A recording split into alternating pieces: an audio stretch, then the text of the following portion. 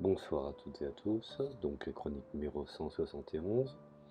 Et dans cette chronique, je vais traiter de la continuité des fameuses révolutions de couleurs, ou révolutions de velours, de jasmin. Et donc, ce qui est manifestement pour celui qui analyse la situation, qui s'intéresse à l'actualité, on peut considérer qu'effectivement, au cours des dernières décennies, pas plus loin que quelques dernières semaines, il y a, prenons note, deux tentatives, encore une fois, de révolution de couleurs, qui, ma foi, se sont, je dirais, passées, voire même déroulées en parallèle. Alors, l'une, comme on a pu le constater, fut à Moscou, et l'autre à Hong Kong. Alors effectivement, un observateur occasionnel ou un observateur lambda pourrait penser que le lien entre les deux est au mieux tenu à un hasard le plus, je dirais, strict, un examen plus attentif, je dirais, révèle effectivement que la méthodologie est exactement la même. Alors, quand je parle de méthodologie utilisée, nous la retrouvons effectivement après l'étude de multitudes de révolutions, entre guillemets, occasionnées après la chute du mur, qui prendra effectivement je dirais, une typologie, voire même une considération peut-être un peu différente, mais qui finalement, au fond, dans la méthodologie, reste exactement la même. Méthode qui, bien entendu, avait été utilisée avec succès lors de, je dirais, différents ou divers exercices de changement de régime par le passé. Bien entendu, plus d'une fois dans le cas de l'Ukraine, par exemple. Mais on peut dire que ces révolutions, aujourd'hui, se bonifient, elles se professionnalisent. Et bien entendu, certaines ont fait long feu. Alors, quand je parle en particulier d'une de ces révolutions qui avait déjà échoué de manière assez décisive en Russie, souvenez-vous, hein, en mettant Helsinki sur la touche, sans en constater l'émergence du phénomène Poutine, on peut dire qu'effectivement, la révolution, je dirais, qui aujourd'hui, chère à Lucien Cerise, serait une ingénierie dans une sorte de technosphère, ce qu'on pourrait qualifier effectivement de révolution du ruban blanc au square de Bolotnaïa, révolution du Marais. Et cette révolution, enfin, du moins, avait été réactivée juste avant la réélection, me semble-t-il, en 2012, réélection de Poutine comme président. Mais finalement, au fond, cela n'a mené nulle part. Et dans ce cas, les changeurs de régime ont été contre-productifs. Il faut aussi être honnête, ils n'ont pas, je dirais, que des succès à mettre à leur tableau. Alors, l'objet, à l'époque, je dirais, était plus gros que ce que les gens pouvaient avaler. Et les fameux agents de subversion, les agents locaux dans l'opposition, sont, il faut le constater, je dirais, les gens les plus méprisés d'une bonne partie du peuple de la Russie. N'oublions pas que les Russes ont été déjà traumatisés de la fin de l'Union soviétique. La période Eltsine a été une période plus que catastrophique. Je ne vais pas énumérer et faire un bilan de tout ce qui a constitué cette catastrophe, comme cher à Zinoviev. J'ai fait des audios précédentes et je vous invite à aller les voir concernant effectivement dans ce cas bien précis, quelles étaient les destructions post-soviétiques. Alors pour revenir effectivement à cette Russie, où cela avait été avait été un fiasco, et avait échoué de manière assez décisive.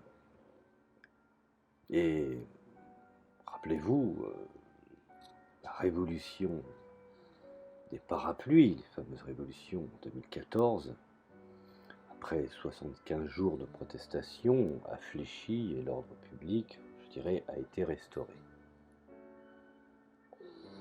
Alors, même si on pouvait considérer que cette fameuse révolution colorée, cette révolution jaune sur parapluie noir, pouvait être considérée comme presque morte, et finalement, on peut traduire sur le fait qu'elle a été remise au goût du jour, réadaptée, voire ce qu'on pourrait dire réactivée.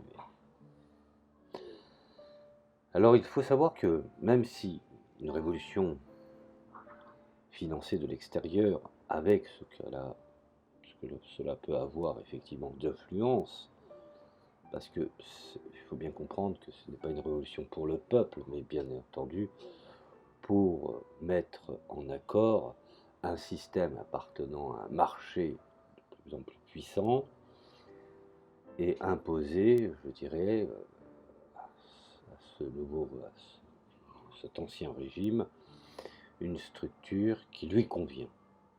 Alors il semble que les organisations de l'époque sont peut-être mortes, en particulier celles qui sont bien financées, sont à peine différentes, des mille pattes ou des poulets sans tête, partiellement, écrasées, mais elles peuvent, volontairement exclure toute reconnaissance de leur disparition prématurée. Je m'explique. Les agences sont dormants. Les think tanks sont toujours là et les différentes associations sont présentes. Même si elles sont sous surveillance, effectivement, des autorités, elles existent toujours.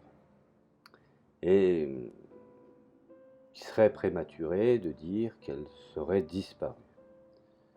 Alors, c'est ainsi que la CIA, le département d'État américain, l'USAID, différentes ONG, c'est-à-dire organisations non gouvernementales, et les médias occidentaux s'appuient tous sur des mouvements hautement coordonnés et qui tentent même, de former la révolte, de saper l'autorité légitime et d'installer un gouvernement fantoche suivant le guide officiel de la révolution colorée qui finalement n'est là que pour mettre en place ce que j'appelle l'économie de marché et qui, bien entendu, ce dernier a été élaboré avec minutie dans tous ses détails. Je dis ce dernier, je parle du plan, bien entendu.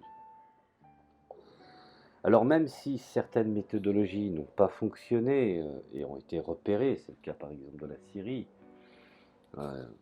car le fait russe a surpris énormément d'individus, pensaient pertinemment que Poutine lâcherait la Syrie, ce qui n'a pas été le cas. Alors, au lieu, d'essayer de reproduire des faits sur le terrain, qui est finalement effectivement une expression qui pourrait largement être usée, et comme si, même, les faits pertinents pouvaient également l'éviter par eux-mêmes ou creuser un tunnel à travers une montagne, le mouvement de protestation, présupposé ou supposé, devient une séance photo de mise en scène. Alors, effectivement,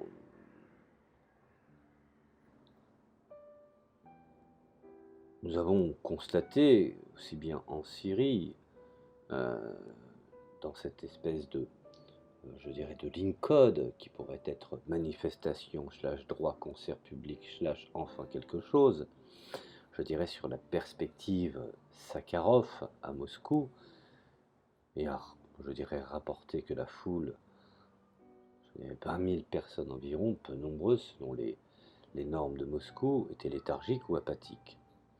Alors quelques petits groupes de personnes sont montés en tribune, quelques minutes scandant des slogans de protestation génériques, les uns derrière les autres pour les caméras, puis sont redescendus se mêler à la foule. Cette fois, je dirais que la protestation, la manifestation, le rassemblement, le concert, peu importe le nom qu'on lui donne, tant que effectivement l'appareillage fonctionne, ont été approuvés par le gouvernement de la ville, de sorte que personne n'a été arrêté et qu'il n'y a eu aucune violence.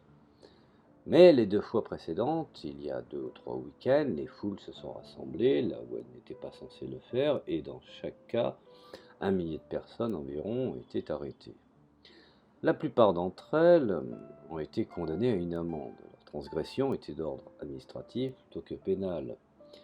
Et relâchées, tandis que celles qui jetaient des morceaux d'asphalte ou des poubelles sur la police ont été arrêtées et traduites en justice comme des criminels, selon les normes bien entendu moscovites. Les foules étaient même plus petites que le week-end passé et avaient diminué de moitié d'un week-end sur l'autre. N'oublions pas que ce sont également les mêmes qui aujourd'hui soutiennent cette révolution des parapluies, qui eux-mêmes n'ont pas permis à leur propre population de s'exprimer. Je prends le cas par exemple des Gilets jaunes. Ce qui est assez étonnant, c'est de soutenir les révoltes au nom de la démocratie dans des pays étrangers et de se conduire comme un petit Pinochet à l'égard de sa propre population quand il est question de motifs, je dirais, de revendications sociales. Alors pour en revenir, parce que ce sont des cas d'école, pour en revenir à Moscou, il convient de souligner que la manifestation de Moscou était inutile. Et même une femme du nom de Lyubov Sobol a largement détesté et plutôt désagréable associée à Alexis, je dirais, Navalny, un élément clé d'une ONG occidentale qui, selon les médias occidentaux, est une figure importante de l'opposition russe. Plus, n'hésitons pas à le dire, quelques autres figures tout aussi obscures qui ont pétitionné pour qu'elle que soit, je dirais, élue lors des prochaines élections au conseil municipal de Moscou. Soyons honnêtes, elles n'ont pas réussi à recueillir suffisamment de signatures et se sont donc, je dirais, tournées vers la falsification de signatures. Et cela a été découvert et leurs pétitions ont été rejetées. Encore, elles peuvent s'estimer heureuses de ne pas avoir été condamnées pour fraude. Alors, bien entendu, ils n'ont pas aimé cette décision et ils ont donc organisé des manifestations. Mais au lieu de tenir les manifestations là où elles s'étaient autorisées, encore une fois, ils se sont mis à bloquer la circulation et bien entendu à attaquer la police. Alors il convient également de souligner que la moitié des personnes détenues, apparemment pour avoir protesté contre les élections municipales de Moscou, n'étaient pas originaires de Moscou. Certains cars avaient été affrétés pour emmener de plus en plus d'individus. Et même, je dirais, qu'un grand nombre d'entre elles n'étaient pas russes.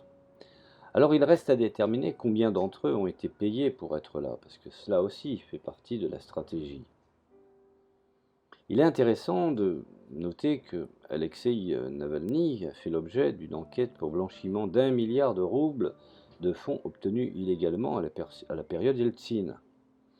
Apparemment, ces bénévoles, dont beaucoup étaient mineurs et trop jeunes pour être tenus criminellement, je dirais, responsables, et d'un âge où les garçons et les filles peuvent être séduits par la simple offre de faire quelque chose de vaguement illégal, voire agité, ou même une certaine forme de rébellion. Et finalement, au fond, n'oublions pas que tout cela a eu un théâtre important au niveau financier, puisque cela déposait de petites quantités d'argent liquide dans des distributeurs automatiques, afin de faire passer son trésor pour le résultat de nombreux dons individuels. Énormément de planifications sont mises en place. Il est même également curieux de voir comment Sobol, chaque fois qu'elle était détenue, se rappelait soudainement qu'elle avait une jeune fille à la maison, et demandait par ce prétexte-là, d'être libérée. L'utilisation par d'autres organisateurs d'enfants dans des poussettes et des personnes âgées et handicapées comme bouclier humain a également été notée, voire même enregistrée à la caméra, et fait l'objet d'un suivi par les autorités. Alors on peut dire sans risque, sans se tromper, que les protestations moscovites ont fléchi les importants personnages de l'opposition russe, selon l'Occident qui bénéficie bien entendu d'un soutien financier coûteux, sont chouchoutés et se sont révélés à la fois impuissants et plutôt peu recommandables, je dirais. Alors les efforts pour faire paraître la police de Moscou brutale, violente, ont également échoué. La police s'est montrée scrupuleusement, je dirais, respectueuse des lois, je dirais même polie, plutôt douce que d'ordinaire, surtout si on la compare au tactile brutal de la police dans des endroits comme la France, comme je l'ai dit tout à l'heure, à l'égard des Gilets jaunes, ou même aux États-Unis. Alors, aucun canon à eau ou gaz lacrymogène n'a été utilisé. Il n'y a aucune victime, aucun traumatisme, aucun œil crevé, aucune main arrachée, aucune personne traînée par les cheveux. Alors, contrairement à Moscou, les manifestations à Hong Kong semblent se poursuivre et de nombreux rapports indiquent qu'elles deviennent de plus en plus violentes. On parle même, je dirais, de l'infiltration des triades. Alors, comme à Moscou, leur raisonnement est absurde. Ils ont commencé par protester contre une nouvelle loi d'extradition, souvenez-vous, par laquelle Hong Kong ne serait plus qu'un sanctuaire pour ceux qui ont commis des crimes sur le continent. Et la loi donc a été rapidement reportée, puis retirée, mais les protestations ont continué, se sont même, je dirais, intensifiées. Tout cela, bien entendu, je vous envoie le prestigieux ouvrage de Jane Sharp, de la dictature à la démocratie. Point par point, je pense que les choses sont en train de se mettre en place. Je dirais même qu'on peut affirmer que Hong Kong est beaucoup plus vulnérable que Moscou. Moscou est un monolithe super ethno-russe, hérité effectivement de l'ère soviétique. Sur ses 12 millions d'habitants, 91,6% sont russes, 1,4% ukrainiens, et je dirais même la grande majorité d'entre eux parlent le russe et sont donc effectivement russes. Bien entendu, je n'oublie pas les 1,4% de Tatars, groupe ethnique distinct mais très bien intégré. Et rajoutons effectivement le 1% d'Arméniens étant tout aussi pour la plupart de langue maternelle russe. Bon. Alors, parmi les leaders d'opposition, si appréciés des gouvernements et des médias occidentaux, qui n'ont jamais dépassé 1%,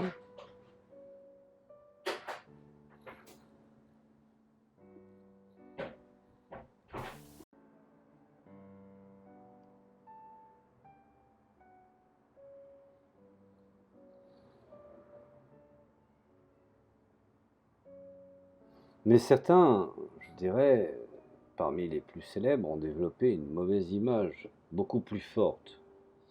Et ce que ne comprennent pas les médias occidentaux. Quelques milliers d'enfants qui s'efforcent de se faire arrêter pour pouvoir prendre quelques selfies pendant leur détention et, ma foi, être ensuite relâchés, une fois que leurs parents auront payé l'amende, ne changeront finalement rien à cette situation. Par ailleurs, la population de Hong Kong parlant cantonais est inférieure aux 3/4. Et il a été même observé, je dirais, dans de nombreuses régions du monde que les sociétés ont tendance à devenir instables lorsque le pourcentage de super-ethno tombe en dessous de 75%, et d'une manière très significative. Les super-ethnos de la Chine, dans son ensemble, les fameux mandarinophones, sont à peine représentés à Hong Kong, ce qui éloigne encore ce territoire de la Chine continentale. Enfin, sa langue, je dirais même sa longue histoire de colonie britannique a fait de Hong Kong une chimère sino-britannique. Comme la mythique chèvre à tête de lion et à queue de serpent. On dirait même que les sociétés chimériques ont tendance à se détruire spontanément lorsque leurs contradictions internes deviennent intolérables. Il faut noter également que Hong Kong a aussi un problème de loyauté partagée. La guerre commerciale autodestructrice, je dirais, de Donald Trump contre la Chine et contre le reste du monde a renforcé, je dirais même, dans l'imagination du public chinois, l'impression que les États-Unis sont l'ennemi numéro un. Alors dans ce contexte, les images de manifestants de Hong Kong agitant des drapeaux coloniaux britanniques et américains envoient exactement le mauvais message, à savoir que Hong Kong est déloyal et que l'on doit s'en occuper. Alors, appelez ça, je dirais ce que vous voulez, que ce soit la méthode du référendum de Tiananmen. Si votre façon de penser est erronée, on vous dit que ce que vous devez penser finalement. Et si vous refusez, on vous rappelle et on vous apprend patiemment à quoi penser. Alors, si vous refusez toujours, on vous tire dessus. Alors, je me demande combien de ces jeunes manifestants de Hong Kong comprennent à quoi ressemblera leur avenir. Les jeunes ont souvent une mauvaise maîtrise, je dirais ça, nous pouvons le constater, une très très mauvaise maîtrise de leur impulsion. Ils sont facilement influençables et n'ayant pas une bonne compréhension des causes et des effets, ils sont souvent incapables d'imaginer les conséquences de leurs actes, ce qui caractérise effectivement la fougue de la jeunesse. Ça, c'est son effet négatif. Alors, il semble que le gouvernement chinois laisse les événements suivre leur cours pour l'instant. C'est ce qu'on appelle, je dirais, la phase marque, ce qu'on pourrait qualifier comme un algorithme, mark and sweep, ou ramasse-miettes entre guillemets. Une fois que tous les manifestants, je dirais, auront été dûment marqués, il y a maintenant, il faut être honnête, la technologie est partout. Cela a des conséquences sur des caméras présentes à tout secteur, surtout dans une ville surpeuplée comme Hong Kong. Et les logiciels de reconnaissance faciale sont assez efficaces, il faut le reconnaître. Leur score social sera réduit de 0, ce qui signifie qu'ils ne monteront jamais dans un avion ou un train, ils n'occuperont jamais un poste de responsabilité ou d'autorité et ne pourront espérer qu'une vie de paresse, s'ils sont riches bien entendu. Ou, au pire, de travail en bas de l'échelle s'ils sont pauvres. Alors, comme d'autres techniques américaines de changement de régime, qu'elles soient militaires, financières, la méthodologie de la révolution colorée n'est plus en mesure de produire les résultats escomptés. Ça, c'est un fait établi. C'est-à-dire le renversement de l'autorité légitime et l'installation d'un gouvernement. Quand je parle d'un gouvernement, bien entendu, c'est un gouvernement à la solde, ce que d'autres pourraient caractériser comme étant un gouvernement fantoche. Mais tout comme les autres techniques, elle est encore capable de faire des victimes de capacités de nuisance importantes. À ce jour, l'établissement de Washington a complètement perdu la main, tant sur le plan national qu'international. C'est un fait qui est avéré. Les guerres commerciales ont été perdues, les guerres de sanctions sont devenues des objets tournés en ridicule, et même, je vais même aller plus loin, certaines sanctions permettent à des pays d'avoir une culture d'autosuffisance. Ça a été le cas par exemple de la Russie. Finalement, les sanctions ont été plus négatives à l'égard des États-Unis et de l'Europe que des Russes eux-mêmes. Ils ont appris effectivement à ne compter que sur eux-mêmes. C'est à l'identique pour la Corée du Nord. Le fameux Juche ne comptait que sur soi-même. Aujourd'hui, on peut considérer que la Corée du Nord est en train de se développer. Alors, les menaces d'escalade militaire se sont relevées effectivement, révélées creuses, parce que finalement, tout cela est fort coûteux. Et tout le système financier américain est un homme mort qui marche encore. C'est le problème, il est là. Alors, que peuvent donc espérer les Washingtoniens, entre guillemets, si vous me permettez l'expression? Eh bien, ils peuvent toujours utiliser la méthodologie de la révolution colorée pour fomenter une révolte futile, inutile, et ce faisant ruiner de nombreuses jeunes vies. Alors, de mettre des pays à genoux et instables. Alors, je ne vois pas l'intérêt aujourd'hui, j'ai du mal à comprendre un petit peu l'assertion américaine sur le fait de vouloir détruire absolument une multitude de nations pour avoir un monde tout à fait, je dirais, instable, puisque ce sont des commerçants qui ont besoin d'un marché pour pouvoir vendre leurs produits. Quel intérêt d'aller vendre dans un pays où les gens sont en guerre, si ce n'est qu'effectivement peut-être faire marcher l'industrie de l'armement, mais encore une fois, l'armement n'est pas la seule, je dirais, le seul objectif en matière commerciale. Si les gens n'ont plus de moyens pour acheter les hautes technologies, à commencer par les ordinateurs, les smartphones ou des services, j'ai du mal à comprendre quel est effectivement ce but. Alors même si aujourd'hui on peut considérer que cela, comme disait McCain, c'était un virus, et donc les révolutions colorées ont eu leur utilité, selon effectivement ces derniers, par le printemps arabe, qui a été effectivement clairement établi, et dont cela fut un fiasco, puisque cela a peut-être fonctionné en Irak et en Libye, mais était un véritable, je dirais, véritable échec en Syrie. Rappelons qu'une multitude d'organisations satellites ont mis les moyens pour, je dirais, financer des budgets par le Congrès, et que des fonds, je dirais, sont gérés par un conseil d'administration et sont représentés par des partis, aussi bien du Parti républicain que le Parti démocrate, que même, je dirais, n'ayant pas peur de le dire, la Chambre du commerce des États-Unis et le syndicat américain des fédérations of Labor Congress of Industrial Organization. Il y a des organismes encore plus particuliers, avec bien entendu mise en place d'une multitude de réseaux supportés par ce que j'appelle financièrement par des activistes pro-démocratie, démocratie à l'américaine, j'entends bien, et surtout pro-occidentaux, mais selon leur propre conception, à travers leurs propres canaux. Donc à travers le monde, on peut voir que beaucoup de pays ont été ciblés par l'administration américaine, citons par exemple la révolution colorée de la Serbie avec le complot de porc, de la Géorgie, de l'Ukraine, du Kyrgyzstan, mais aussi, entre guillemets, de cette fameuse révolution verte euh, et du printemps arabe. Alors, il y a un élément qui est factuel, c'est la connexion entre la NED, c'est-à-dire la NED, et le gouvernement états-unien qui a été mis en évidence, et ce depuis, je dirais, bien longtemps, par Alan Weinstein, un des fondateurs de cet organisme, je dirais, qui a déclaré en 1991 que la NED faisait aujourd'hui ce que la CIA faisait secrètement il y a 25 ans. Alors, bien entendu, tout cela ont été des évidences, puisque les événements qui sont secoués, par exemple l'Ukraine, communément appelé Euromaïdan, s'insère dans un continuum, je dirais, d'actions visant à discréditer la Russie, et plus particulièrement effectivement Poutine, voire même à essayer de déstabiliser la Russie en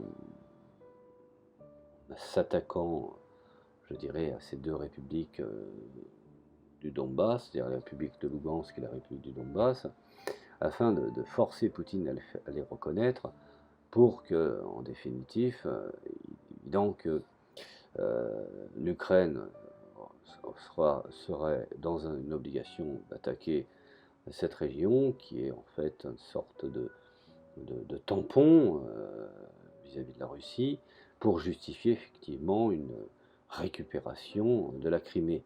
Tout cela, bien entendu, sont des scénarios qui sont aujourd'hui dans des bouquins de néoconservateurs américains qui, je le déplore, ne sont qu'en anglais, mais que je vous invite à lire et qui sont fort intéressants et pas dénués d'une certaine intelligence. Alors bien entendu, tout cela joue et concourt sur un champ d'influence géopolitique, et ce qui n'a pas pu se faire directement en Russie. Tous les fronts ont été effectivement exploités, et en utilisant effectivement l'Ukraine comme un cheval de Troie. Et c'est dans ce cadre qu'effectivement aussi bien McCain s'est rendu en Syrie pour soutenir les islamistes, tout comme il fut présent également à Kiev, en Ukraine, pour s'adresser directement au Maïdan. Donc, il faut bien comprendre que pour certains, le droit de la souveraineté est inaliénable et pour d'autres est une insulte à la démocratie. Alors, c'est vrai qu'effectivement, on pourrait, je dirais, constater que la seconde, je dirais, contrée fut je dirais, le virus printanier de McCain, qui est la Chine, comme la Russie. Et ces pays possèdent là aussi des chevaux de Troie, comme à Hong Kong. Hein, ils n'ont pas hésité à utiliser même les pires think tanks. Hein. Souvenez-vous, je reviens encore à l'Ukraine, mais n'hésitons pas à commencer par notre think tank en moins cher, le fameux BHV, le bazar d'hôtel de ville, enfin le bazar euh, de l'hôtel de prêt-à-penser, alias BHL, Bernard-Henri Lévy, euh, lui-même n'a pas hésité à s'afficher avec des leaders de Svoboda et même avec des partis ukrainiens ouvertement ultranationalistes, xénophobes, prenant, je dirais même, des valeurs néo-nazis et même ayant affiché dans certaines mairies des cadres d'Adolf Hitler. Alors, revenons à Hong Kong, comme l'explique si bien Xiao Cheng, un journaliste chinois basé à Hong Kong, dans la rivalité entre les États-Unis et la Chine, Hong Kong est une importance, je dirais, capitale. On peut même considérer que c'est une importante pièce d'échec. Il y a deux éléments qui sont factuels, il y a Taïwan et Hong Kong. Pour l'instant, apparemment, c'est Hong Kong qui, je dirais, fait face à tous les intérêts. Alors ce n'est pas facile, je dirais, pour les États-Unis de créer des troubles en Chine, mais c'est super facile de jouer les troubles faits à Hong Kong, c'est plus simple. Alors, les manifestations qui effectivement ont secoué cette région administrative chinoise sont une campagne de désobéissance en fait. Désobéissance civile, très bien orchestrée, destinée à faire pression sur le gouvernement chinois pour la mise en place d'un réel suffrage universel pour les prochaines élections. Je dirais même que ces événements ont à bien des égards tous les attributs d'un mouvement de contestation du type révolution colorée.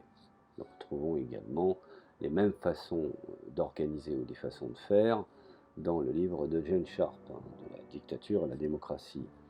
Alors, 4 ingrédients sont nécessaires pour mettre en branle ce type de révolution, de jeunes activistes motivés et mobilisés, je dirais. N'oublions pas également une idéologie non violente, d'opposition au pouvoir en place, de la formation adaptée et d'idéologie du financement, et la cooptation, bien entendu, des futures élites dans les universités.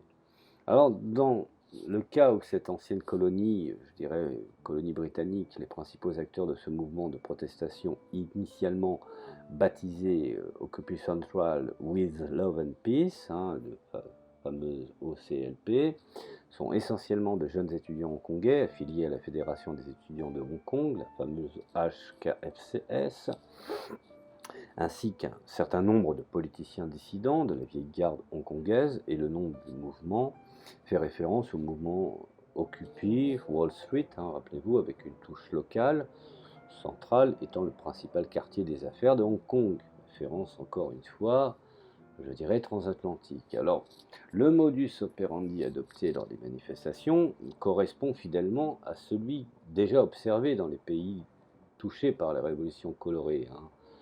Rappelez-vous ce que je vous ai cité, la Serbie, la Géorgie, l'Ukraine, le Kyrgyzstan. Et bien entendu, n'oublions pas le printemps arabe, en particulier la Tunisie, l'Égypte et la Libye. Alors, il est actuellement, je dirais, de notoriété publique que ces activistes de ces différents pays ont été formés par le Centre d'action et stratégie non violente appliqué au Center for Applied Non-Violence Action and Strategy, le fameux CANVAS, C-A-N-V-A-S. Vous retrouverez effectivement cette appellation un peu partout, qui est généralement domicilié aujourd'hui dans la capitale serbe et qui est un centre de formation des activistes en herbe et qui est dirigé par Zdraž Popović, lui-même ancien leader du mouvement Otpor, j'en ai parlé un peu plus haut, et qui a joué, je dirais même, un rôle majeur dans la chute de Slobodan Milosevic en 2000. Et ce centre est financé par l'IRI de McCain, mais aussi par d'autres organismes américains d'exportation de la démocratie comme Freedom House ou l'Open Society Institute, le fameux Open Society, je pense que tout le monde sait ce que c'est. C'est la fameuse organisation du milliardaire George Soros, qui illustre spéculateur financier américain. Bon, Canva, pour en revenir finalement au fond, ce fameux Canva, qui dispense des formations conformes à l'idéologie de résistance individuelle non violente, sous un concept tout à fait néo-américain, théorisé par le philosophe, politique et surtout politologue américain Jane Sharp. Bon, le centre a publié un manuel intitulé Lutte non violente en 50 points, dans lequel sont énumérées des méthodes d'action non violente telles que l'utilisation de slogans, de symboles, la fraternisation avec l'ennemi, et les actes de prière et cérémonies religieuses, les veillées, les chants, et puis la mise en place de fondations faussement sociales. Alors toutes ces techniques et bien d'autres ont été utilisées par les dissidents de différents pays formés par le Canevas, que ce soit la Serbie ou le Kyrgyzstan. Et la fraternisation avec l'ennemi a été certainement la plus frappante. Par ennemi, bien entendu, on entend les forces de l'ordre qui sont confrontées aux dissidents. Et aussi, on a pu voir par exemple à Kiev ou je dirais Bishkek, le Caire ou Tunis, je dirais des activistes distribuant des fleurs et des victuailles aux policiers ou aux militaires tout en fraternisant avec eux. De la même manière, à Hong Kong, on a aperçu des étudiants tendre des fleurs ou des victuailles aux bureaucrates de la ville dès le petit matin. Bon. Alors, plusieurs jours avant le début de leur mobilisation, les activistes de la fameuse organisation OCLP ont publié sur leur site un manuel de désobéissance, où ils expliquent entre autres la philosophie de la désobéissance civile et les règles de protestation non violente, et je dirais même émettre des recommandations en matière de nourriture et d'habillement, ainsi que de judicieux conseils en cas d'arrestation. Je dirais même cette liste d'instructions du parfaitement manifestant est assez complète, mais moins, je dirais, très loin même d'être original, puisque finalement ce n'est qu'un remake. Alors, on se souvient effectivement que les activistes égyptiens du mouvement du 6 avril, qui ont été des acteurs majeurs dans la chute de Moubarak, en avaient publié, je dirais, similaire sur leur site. Elle a été intitulée « Que vas-tu faire si tu es arrêté ?» Il est nécessaire de rappeler, je dirais, que de nombreux militants du mouvement du 6 avril ont été formés, encore une fois, par Canevas, en Serbie. Vous voyez, chose rare dans un tel contexte où Sra Popovic, en personne, a encensé le mouvement de l'OCLP dans un article publié par Slate.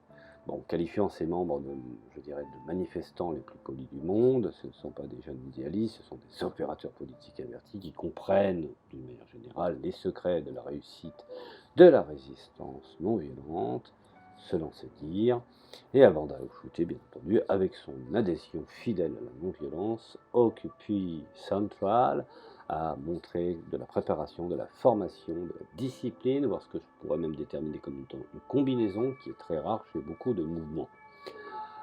Alors serait-il possible, encore une fois, que Popovic soit impliqué dans cette formation? Cela semble très plausible, puisqu'aujourd'hui, nous savons que les think tanks américains sont extrêmement soucieux et observant de ce qui se passe à Hong Kong, et à en croire effectivement le soutien inconditionnel à ce fameux mouvement de l'OCLP.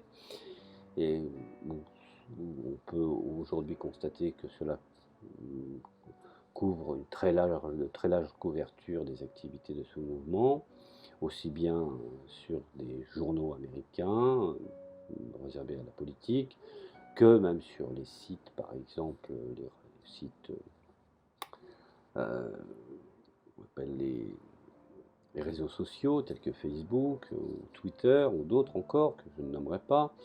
On trouve que Canva paraît de plus en plus évident, et même on constate que ces manifestations, ces organisations sont, je dirais, usinées, mises en avant, que ce soit par Télérama en France ou Arte, ou d'autres, je dirais, d'autres milieux bien informés.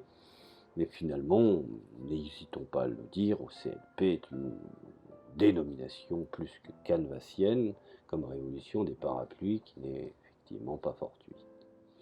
Alors, il faut bien comprendre une chose, c'est que le quatrième, quand on parle, quatrième, je dirais, mesure, qui est primordial, ce que j'appelle ingrédient dans ce type de révolution, qui relève du volet financier. Je dirais que malgré leurs apparences, ces protestations de masse ne sont ni spontanées, ni intrinsèquement autochtones. Elles sont le fruit d'une longue et minutieuse préparation. Comme je l'ai précisé tout à l'heure, elles pouvaient dormir pendant un certain temps et ensuite être réactivées. Et bien entendu, cela ne peut être sans bénéficier d'un généreux financement d'organisations spécialisées dans l'exportation. L'exportation, bien entendu, de la démocratie, enfin, démocratie à l'américaine. ainsi qu'une dithyrambique couverture médiatique et d'une envergure planétaire, mettant la plupart des médias mainstream aux ordres ou au service. Et nul ne peut être contre la vertu, n'est-ce pas? Il faut bien le préciser. Des jeunes pour la plupart, des étudiants qui manifestent pacifiquement, ceux qui, dans l'espoir de ces manipulateurs, constitueront demain la société. Et amoureusement, je dirais, contre la dictature, afin de réclamer de la justice et de la démocratie. Qui peut être contre cela? Mais bon, comme dit le proverbe, hein, la vertu, c'est comme les dents, hein. Plus c'est blanc, plus c'est faux. Alors, on pourrait aller encore plus loin dans le fait de s'intéresser au financement des différents organismes qui gravitent autour de la dissidence hongkongaise ainsi que leurs leaders. Alors, ce qu'il faut comprendre, c'est que lorsqu'un jour, je dirais, oui, lorsqu'un groupe contestataire pro-démocratie, prenant de surcroît la non-violence, est en confrontation directe avec un gouvernement autoritaire, il y a manifestement, inévitablement, je dirais même, apparition d'un organisme droit de l'homiste. Vous savez, les droits du homard qu'on saisit de temps en temps dans le décor. Alors, à Hong Kong, ce rôle incombe au Hong Kong Human Rights, le fameux Hong Kong Human Rights Monitor, le fameux HKHRM, dirigé par UK Law. Alors, ce fameux mouvement, tout comme le mouvement des droits de l'homme, où ce n'était qu'un individu à Londres qui donnait des informations sur la Syrie, et comme par hasard, il était lié d'une façon indéfectible aux frères musulmans et à des think tanks américains et anglais. Là, exactement le même scénario, ce fameux UK Law, qui est régulièrement subventionné par l'ANED, et en effet, les rapports annuels de l'ANED montrent qu'entre 2007 et 2013, cet organisme de défense des droits de l'homme a reçu environ 1 million de dollars en financement direct. Alors, en plus de son étroite relation avec l'ANED, le directeur fameux, on va faire court, des droits de l'homme de Hong Kong, hein, je ne vais pas dire à chaque fois HKHRM, donc du mouvement des droits de l'homme à Hong Kong, est en contact avec Freedom House, comme en témoigne son séjour aux États-Unis, et tout frais payé par cet organisme, bien entendu. Alors, la présence active de Freedom House à Hong Kong a aussi été observée par des spécialistes des relations sino-américaines, puisque même on y trouve également cette revendication dans différents ouvrages spécialisés effectués par des néoconservateurs américains. Alors, les rapports de l'ANED, dont il a été question précédemment, mentionnent également les montants, je dirais, octroyés au NDI en 2009 et en 2012 pour favoriser la sensibilisation à l'égard des institutions politiques et jouer finalement la politique contre la montre. Ce qu'il faut savoir, effectivement, c'est que ce processus de réforme constitutionnelle est de développer la capacité des citoyens, en particulier les étudiants universitaires, ceux qui vont constituer demain effectivement les futurs dirigeants, les futurs cadres, les futures élites du pays. Et en particulier, je dirais, les grandes écoles, et de participer plus efficacement dans le débat public sur des réformes politiques. Les montants cumulatifs ces 2 années, je dirais, dépassent même sur des fonds d'investissement de 700 000 dollars. Pardon. N'oublions pas également, ce n'est pas nouveau, les universitaires qui étaient financés par l'école de Chicago et qui étaient envoyés aux États-Unis où les études étaient gratuites afin de les faire revenir effectivement au Chili afin de constituer les nouvelles élites du gouvernement Pinochet après coup d'État contre Salvador Allende et sa démocratie. Donc ce n'est pas nouveau. Alors revenons effectivement à cette cooptation des universitaires. On peut constater que sur le site du NDI, on peut lire, je dirais même ce propos, entre 1997 par exemple et 2011, le NDI a organisé une série de missions à Hong Kong afin d'envisager l'élaboration du cadre des élections à Hong Kong. Déjà, on parlait à l'époque de statut d'autonomie. et l'état de droit et des libertés civiles, ainsi que les perspectives et les défis de la démocratisation, dans un premier temps, je dirais, d'ordre civique et à fin fiscale. Alors, je prends par exemple Benny Tai, qui est cofondateur du mouvement de l'OCLP, est un de ses leaders, professeur agrégé de droit de l'Université de Hong Kong. Il est aussi un membre du conseil de gestion du Centre for Comparative and Public Law et de la même université. Selon le rapport d'activité de 2011 à 2013, le CCPL est un centre qui a pour but de faire progresser les connaissances sur le droit public et les questions des droits de l'homme dans la gestion du marché. Et la relation entre le centre du NDI est, je dirais, mentionnée dans le même rapport, et le CCPL a reçu, je dirais, un financement de la National Democratic Institute, la fameuse NDI, pour concevoir et mettre en œuvre un portail en ligne sur les modèles du suffrage universel où le grand public peut discuter et fournir des commentaires, des idées sur la méthode du suffrage universel qui est plus appropriée et surtout pour dispenser une nouvelle doxa en matière économique. Et cette information est corroborée, et c'est pour ça que il n'y a rien de complotiste, hein, tout est vérifiable. Cette information, je dirais, est non seulement corroborée sur le site du NDI, mais le CCPL de l'Université de Hong Kong également, avec l'appui du NDI pour travailler, voire même amplifier la voix de ses citoyens dans ce processus de consultation en créant ce qu'on appelle, je dirais, Design Democracy of Hong Kong. Moi, je vous invite à aller sur le site, www.designdemocracy.hk. Donc, ce ne sont que des informations qui sont disponibles. Un site, je dirais, unique et neutre qui donne aux citoyens un endroit pour discuter de l'avenir du système électoral de Hong Kong. Alors, effectivement, tout est bien préparé, tout est bien vendu, mais cela, effectivement, est présenté comme, je dirais, une sorte de concept surdoué de la Révolution. On prend par exemple Joshua Wong, qui est un étudiant de 17 ans, qui est sans contexte la figure la plus médiatisée du mouvement de l'organisation, où son activisme précoce a fait chou gras dans les médias mainstream, et qui rapporte son combat épique contre l'implantation des écoles de Hong Kong dans un nouveau programme scolaire visant à développer le sentiment patriotique chinois.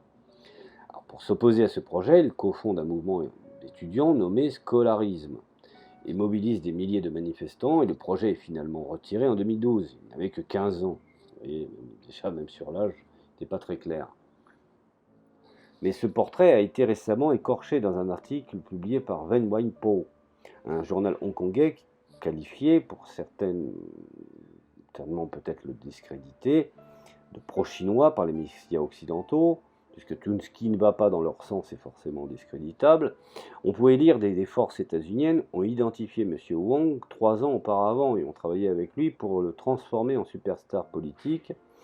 Selon l'article de Joshua Wong, il y a eu des étroites relations avec le personnel du consulat américain à Hong Kong et reçu d'importantes sommes d'argent.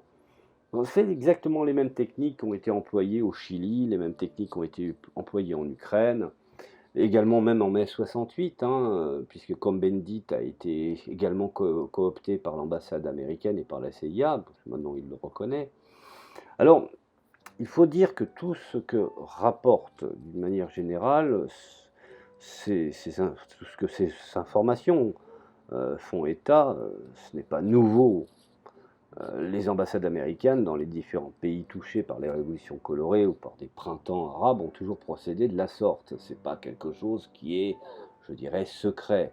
D'abord, ils identifient les activistes avec un leadership potentiel, ensuite ils établissent d'étroites relations avec eux et les financent par le biais de voyages et même je dirais, d'entrée à l'université, et tous frais payés bien entendu, des formations aux États-Unis ou à l'étranger, participation à des conférences ou des symposiums, rencontres, je dirais même, avec des personnalités américaines de haut rang, et finalement, au fond, préparation de futurs hommes d'État. Et c'est le cas de nombreux activistes, comme par exemple le Serbe Sređa Popović, la Yéménite Tawakkol Karman, l'Égyptien Adel Mohamed ou Bassem Samir, le Tunisien Slim Hamamamnou et Emma Benjama. Donc finalement, au fond, les choses n'ont pas vraiment changé. Et aujourd'hui, on peut considérer que ces activités dont la liste serait longue et fastidieuse, car effectivement, la Chine est au courant de cela. Alors bien entendu, quand il parle de la présence de la CIA, c'est une façon peut-être un peu, je dirais, réductrice d'expliquer tout ce qu'ils savent. Mais c'est un fait, de toute manière, il suffit de regarder à la lumière de l'histoire et de l'actualité. Voilà, je voulais faire un petit peu un remake, un petit peu sur les activités sous-jacentes de ces fameux mouvements qu'on a tendance à nous vendre comme étant des mouvements spontanés, volontaires et naïfs, prenant la démocratie, qui serait contre la démocratie, qui serait contre le bien, qui serait contre le droit au suffrage? Personne. Mais quand on sait que tous ces finalement slogans ne sont là que pour servir finalement au fond la soupe à ceux qui veulent une économie de marché dirigée par les États-Unis et l'Angleterre. Voilà, je vous remercie de m'avoir écouté et je vous dis à la prochaine chronique. En fonction des événements qui se passent à Hong Kong, je ferai peut-être ou non d'autres chroniques. Je vous remercie de m'avoir écouté, je vous dis à la prochaine chronique.